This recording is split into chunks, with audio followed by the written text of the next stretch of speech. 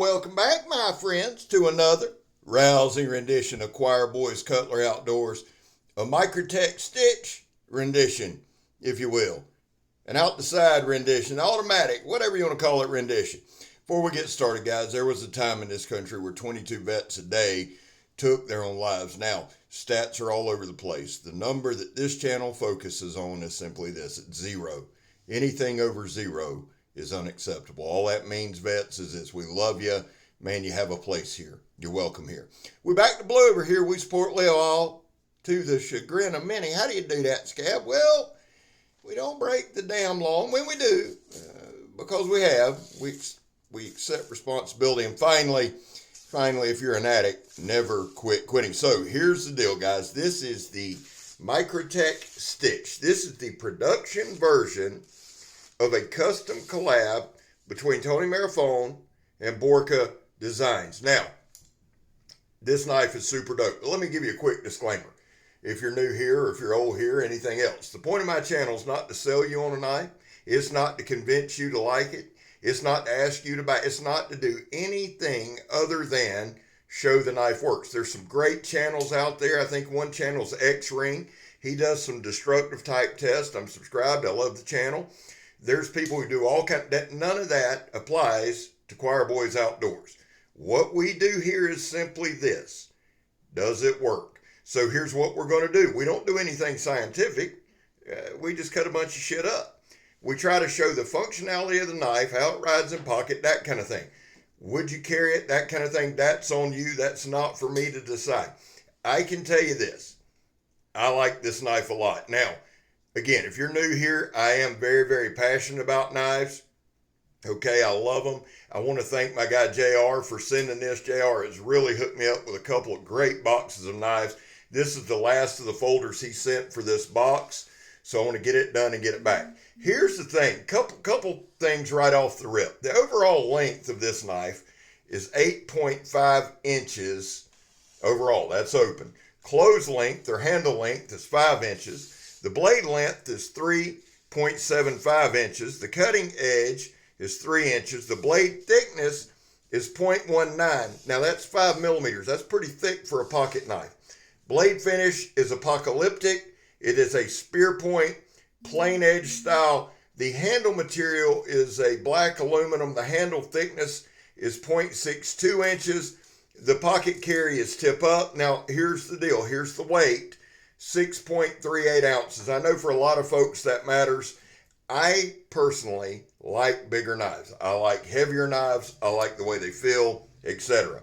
It is an automatic. It is out the side. So here's what we're going to do, and it's made in the good old US of A. And again, this is a production version of the collab between Marfione and BORKA. I'll say this, guys. This blade style, blade shape, really, really speaks to me for a couple of reasons. Now, it's a spear point, but it's also very, very wide. And during the narration, a lot of times what I do, guys, is I'll fidget with the knife. It kind of refreshes the memory, that kind of thing, and it gives me ideas throughout the video. I can tell you, as far as the handle goes, it's aluminum, but it has some really, really grippy type stuff milled in, so it's milled really well. The snap, you probably heard it, it pops, it hits hard.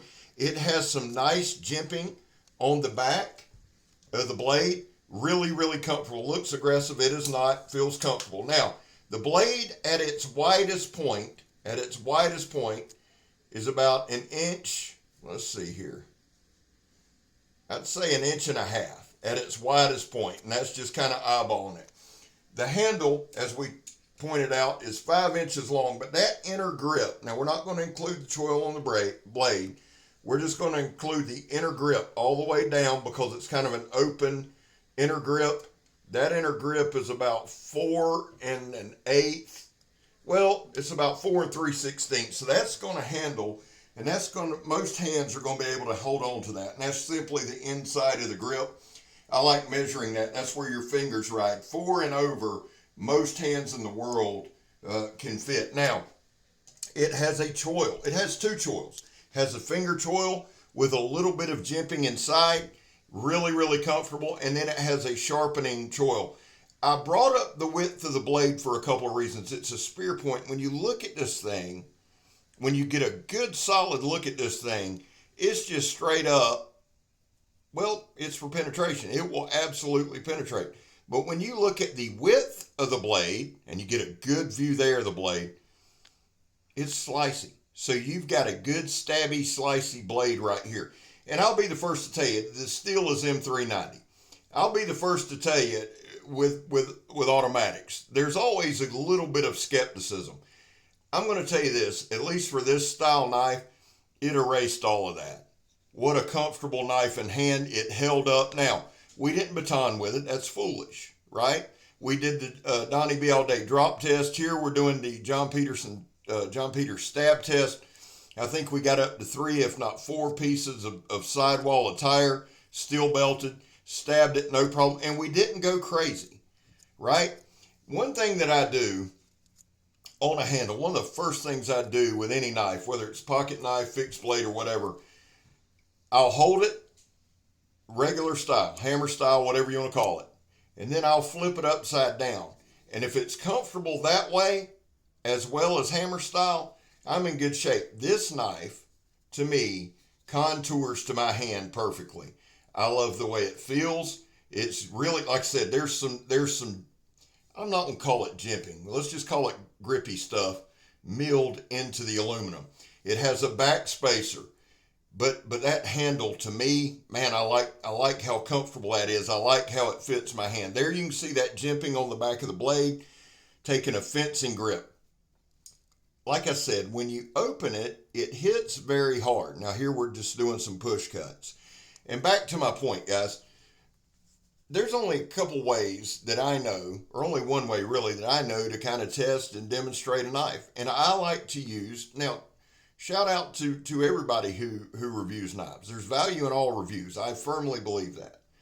For me personally, using a pocket knife for pocket knife stuff, for stuff that I do every day, I think that's the best way to demonstrate it, right? I'm not here to hit it with a hammer or do any of that. And if other channels do, that's on them. And good on them for showing that. I just think you ought to use the knife.